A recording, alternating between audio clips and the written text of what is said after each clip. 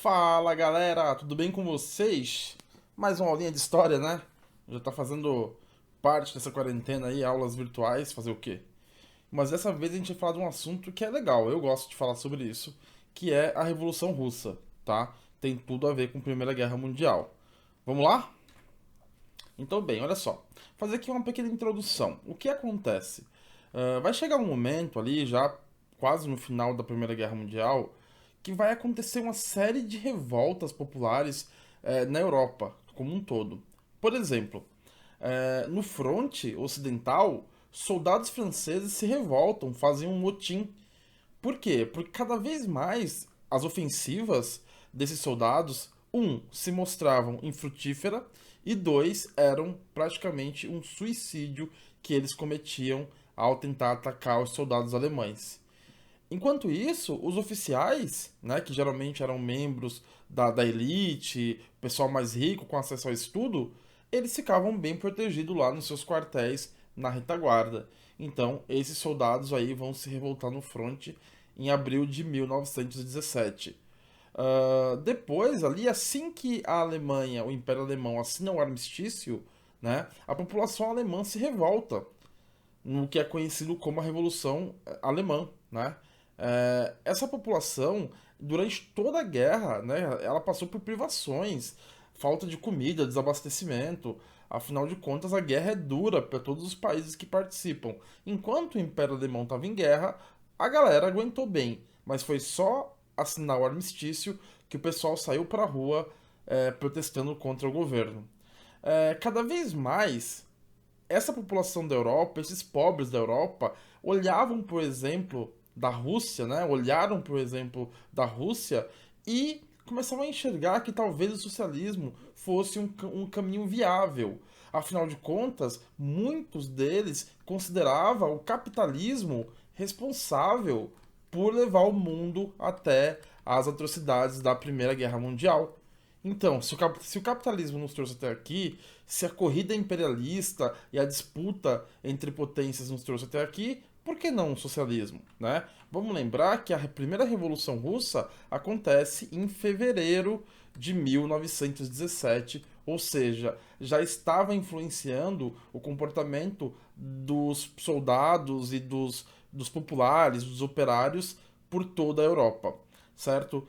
No começo da Primeira Guerra Mundial, aquele entusiasmo, aquele patriotismo, por um momento sufocou as diferenças que existiam entre os ricos e os pobres nesses países. Então, soldados franceses, tanto pobres quanto ricos, marcharam juntos em direção à guerra. Só que ali no finalzinho, ninguém aguentava mais. E quem morria, geralmente, era o soldado raso, o pobre, tá? Vai chegar um momento que o continente europeu vai estar literalmente em chamas. Isso ali já pelo final da Primeira Guerra Mundial. Hungria, Finlândia, Holanda, Itália, Croácia vão viver revoluções com intenções socialistas. Todas elas fracassam, né? Mas todas elas são influenciadas por essa Revolução Russa. Uma citaçãozinha aqui para poder ilustrar esse período, vamos lá. De qualquer forma, a sobrevivência do regime socialista na Rússia transformou o país em uma nova referência revolucionária mundial. Logo, partidos comunistas seriam fundados ou refundados em todo o mundo, seguindo a orientação de Moscou e tomando o modelo russo como referência para as grandes revoluções do século XX. Então, essa citação para dizer que após a Revolução Russa, a União Soviética, né, que é o país que vai ser fundado, se torna uma referência de revolução para o mundo e, por que não dizer, uma luz para todos aqueles que acreditavam em uma alternativa viável ao capitalismo. Ok? Vamos ver como é que foi essa revolução? Bom, primeiramente, antes de falar em Revolução Russa, a gente fala dos antecedentes. Como era a Rússia pré-revolucionária? Politicamente, a Rússia vivia um absolutismo da dinastia Romanov, que já governava o país há mais de 300 anos. A Rússia, durante o século XIX, né, os anos de 1801 para frente, foi um baluarte do conservadorismo. Como assim? As modernizações, as revoluções liberais que atingiram a França com a Revolução Francesa, que antes tinha atingido a Inglaterra com as revoluções inglesas, elas não chegaram na Rússia.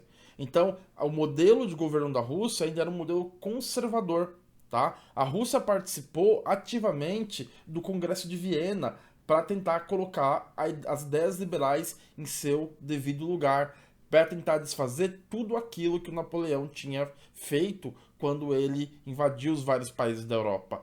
Também participou ativamente da Santa Aliança, que era essa união de monarquias absolutistas que tinha sim a intenção de abafar as ideias liberais, certo? No campo das relações de trabalho, a Rússia era um país ainda feudal no início do século XX. A Rússia era um país extremamente agrário, onde as terras estavam totalmente nas mãos de uma aristocracia que apoiava essa dinastia Romanov, né? Esse regime czarista. Enquanto isso, os mujiques, que eram os camponeses russos, viviam numa miséria extrema, certo? Tendo que pagar pesados tributos, sendo explorados e vivendo na fome e numa miséria. A servidão tinha sido abolida em 1861. Só que na prática não teve efeito, porque o camponês russo ele continuou muito pobre, ele continuou muito miserável. Aqui a gente tem a imagem de um camponês, né, um lenhador, tá? Só para ilustrar também um pouco aqui a aula. E nas cidades, a tensão não era menor, a tensão era também muito grande. Por quê? Porque, embora atrasado, ali no final do século XIX, início do século XX, a Rússia ela vai sofrer um surto de modernização bem parecido com o que o Brasil sofre também ali no século XIX. Não dá para dizer que é uma revolução industrial, porque isso não se expande para o país todo. Alguns lugares, como São Petersburgo e Moscou, vão criar um cinturão industrial. Mas as condições desse proletariado, desses operários que essa classe que surge com a indústria, também é terrível. Também é totalmente predatória. Jornadas de trabalho de 14, 15 horas, trabalho infantil, trabalho feminino, sem direito a nada, sem salário mínimo, certo? Então, enquanto nas cidades forma-se um proletariado miserável, surge também, obviamente, que como vai ter indústria, vão ter os donos dessas indústrias, os donos das máquinas, então surge uma burguesia ambiciosa. Percebe aí o antagonismo de classes? Nós temos um proletariado miserável e uma burguesia ambiciosa na cidade. E no campo nós temos camponeses miseráveis e aristocratas ricos. Isso é luta de classes, isso tem muito a ver com o que vai acontecer depois, que está baseado nas ideias marxistas. A Revolução de 1905. Muitos chamam essa revolução de o ensaio geral, tá? Por quê? Porque teria sido um ensaio para a Revolução de 1917. O que aconteceu aqui? A Rússia era um país muito atrasado tecnologicamente, mas a dinastia Romanov não podia demonstrar essa fraqueza perante as outras potências que surgiam, né, seus vizinhos, principalmente o Império Alemão, o Império Austro-Húngaro. Então, já que todas essas potências estavam em sua corrida imperialista para conquistar territórios na África e na Ásia, os Romanov do Império Russo também não queriam ficar para trás. Eles também queriam conquistar os seus territórios, conquistar as suas colônias. E nesse processo, eles vão se chocar com uma nascente potência japonesa. Quando a gente estudou imperialismo, a gente falou que o Japão ele foi um dos poucos países que começaram atrasados e logo correram atrás e conseguiram se industrializar e passaram de um país a ser colonizado para um país colonizador. Através da Revolução Meiji, o Japão conseguiu se modernizar e se transformou numa potência imperialista, dá para dizer assim. Então o que vai acontecer é que nessa tentativa de mostrar para os seus vizinhos que eles também podiam ser imperialistas, os interesses russos vão se chocar com os interesses japoneses e aí vai resultar num conflito na guerra russo-japonesa. Os russos vão ser derrotados de maneira humilhante, vão perder territórios e vão perder influência. Bom, nada é pior para o prestígio de um governante do que perder uma guerra, ainda mais de maneira humilhante. Nada é mais triste para uma população miserável do que ter os seus filhos mortos longe de casa de maneira vergonhosa. Motivados por todo esse clima de insatisfação, por toda essa pobreza, essa miséria, populares fazem uma manifestação em São Petersburgo, né, que era a capital da Rússia, não era Moscou ainda, em janeiro de 1905. Essa manifestação expressa a insatisfação pela pobreza e pede direitos, como, por exemplo, pede uma reforma agrária no campo, uma distribuição mais justa. Mas o czar, ele autoriza as suas tropas a abrirem fogo contra a população que se aproximava do seu palácio de inverno, e a guarda dele abre fogo, matando uma galera nesse evento que ficou conhecido como o Domingo Sangrento. Quando isso acontece, a Rússia pega fogo, o movimento se espalha e muitos achavam que naquele momento iria acontecer a queda do czar. Esse movimento é um movimento espontâneo e difuso. Como assim difuso? Ele não tem uma pauta definida. Não estão falando ali. A insatisfação contra o czar é geral, só que ninguém tem uma alternativa melhor do que o czarismo. Não tem líderes fortes o suficiente ainda para substituir esse governo. Então, o movimento vai ser duramente reprimido. Uma das consequências desse movimento é a criação dos sovietes. O que são os sovietes? São conselhos, tá? Soviet é uma palavra em russo que significa conselho. Nesse movimento de 1905, vão ser criados os primeiros sovietes nas fábricas, que são conselhos formados por operários, certo? E aos poucos, esses conselhos eles vão se colocando como uma alternativa ao governo do czar. Então, assim, bom, a gente vive numa monarquia absolutista. Será que a gente não pode se organizar de uma outra maneira? Os soviéticos começam a falar: olha, nós estamos aqui, a gente podia se organizar em conselhos, o que vocês acham? Uh, ao mesmo tempo que o czar vai reprimir o movimento, ele também vai fazer algumas concessões. Por exemplo, ele vai criar a Duma, tá? O que é a Duma? É um parlamento, é onde as pessoas podiam discutir leis, então ele vai dar essa concessão ao povo. Porém, uma Duma, um parlamento com a sua atuação bastante limitada, bastante reduzida. E também, aí uma coisa que o czar também vai conceder à população é liberdade de organização partidária. Dentro desse contexto vai surgir o Partido Operário Social Democrata Russo, que vai ser criado em 1898, mas que mais tarde vai ser dividido em duas alas, os mencheviques e os bolcheviques. Os mencheviques, tá? A palavra menchevique em russo significa minoria, enquanto bolchevique significa maioria. Mas além de ser uma minoria e a maioria, eles tinham ideias diferentes. Vamos lá. Os mencheviques, eles defendiam uma transição mais gradual da Rússia feudal, agrária, à Rússia socialista. Eles defendiam uma aliança dos povos, dos camponeses e dos operários com a burguesia, como uma forma de levar a Rússia a um capitalismo, e depois, quando amadurecer, quando houvesse as condições ideais, aí sim levar a Rússia ao socialismo. Tá? Então os mencheviques eles eram mais moderados. E de fato, se você vai pegar a ideologia do Karl Marx mesmo, ele diz que o comunismo é uma fase superior ao capitalismo. Então, teoricamente, as sociedades teriam que se transformar primeiro em capitalistas para depois se transformarem em sociedades socialistas. Já os bolcheviques são os radicais. Eles vão defender um salto da Rússia agrária e rural direto para o socialismo, sem fazer aliança com a burguesia, sem eleições, né, por meio de uma revolução. Essa é a diferença entre menchevique e bolchevique. A minoria é moderada e a maioria é radical. Com relação à criação dos sovietes, eu vou ler aqui uma citação para vocês. Formou-se uma aliança entre os revoltosos e as tropas de baixa patente. Lembra que lá no começo da aula eu falei para vocês que mais tarde esse movimento vai influenciar soldados rasos de toda a Europa? Soldados e marinheiros que tinham potencial de desarticular as forças do Estado, viabilizando a formação de um exército ou milícia popular. Nesse contexto, o episódio mais conhecido foi a do encouraçado Potemkin, cuja tripulação revoltou-se contra os maus tratos, tomou o navio e se colocou ao lado dos revoltosos, tá? E isso acontece aqui nessa Revolução de 1905. Ok, gente? Bom, então aqui já expliquei para vocês dos mencheviques e bolcheviques.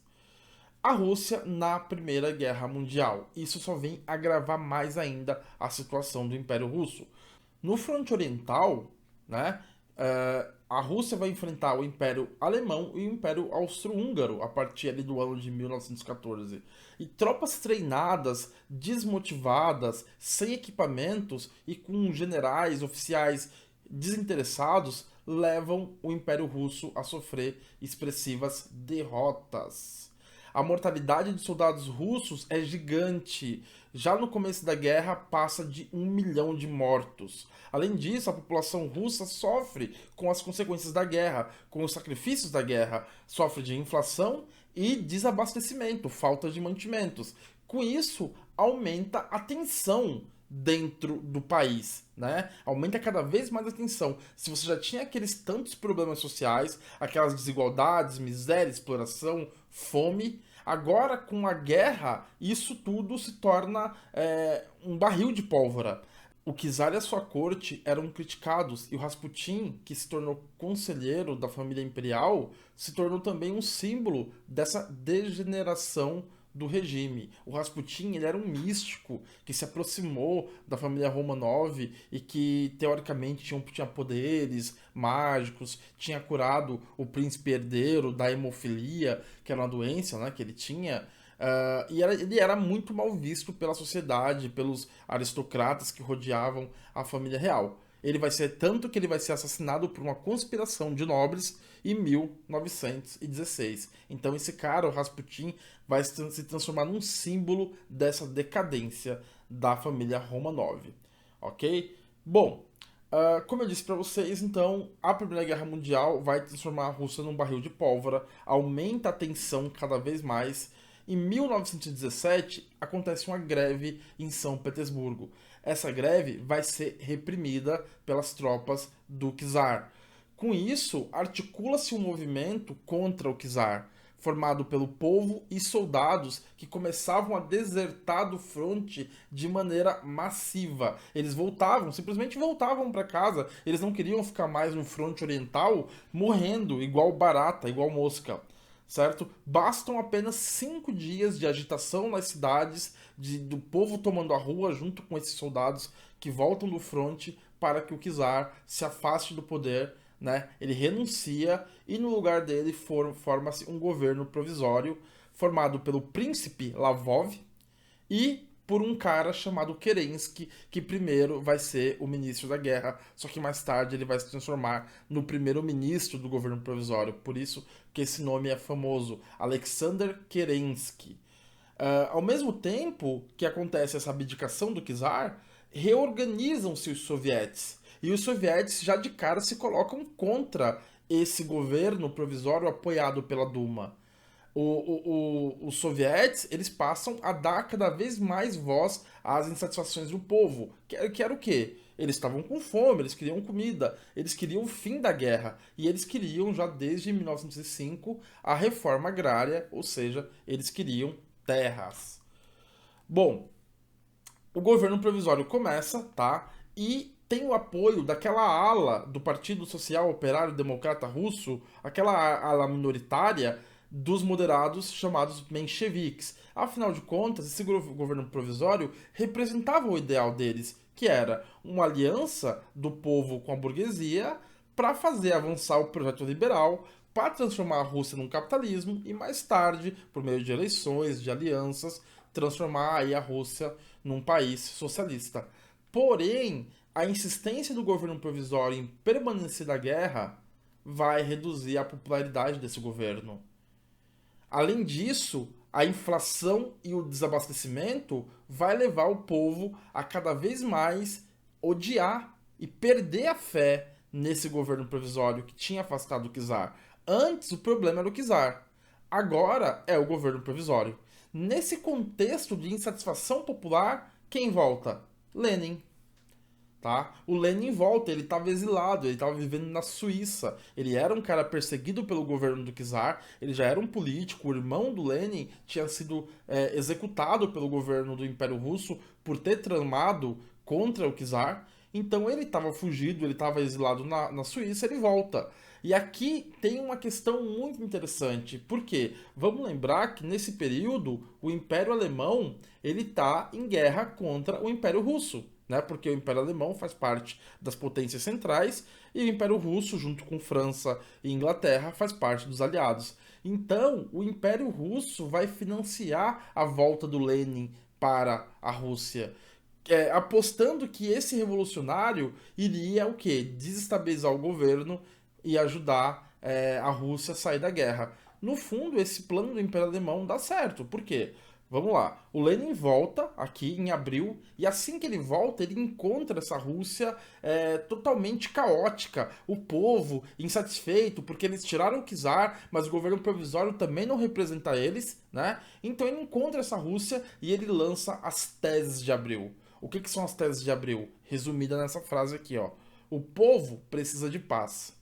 O povo precisa de pão. O povo precisa de terra. E o governo provisório dá ao povo guerra e fome. Então, as teses de abril, né, que é um folheto do Lenin, vão ser resumidas em paz, pão e terra. Certo? Com esse slogan forte, o Lenin ele cai nas graças do povo. Ele fica cada vez mais popular e ele ganha cada vez mais apoio da população.